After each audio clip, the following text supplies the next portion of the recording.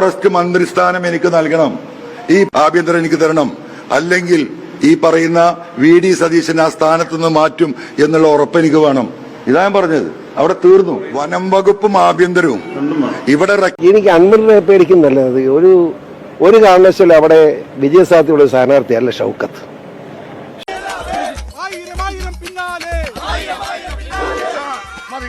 ഇനി നിങ്ങൾ ഇവിടുന്ന് ജൈവിച്ചോ, ഞാൻ പറയാതെ ആരും നിർത്തരുത്.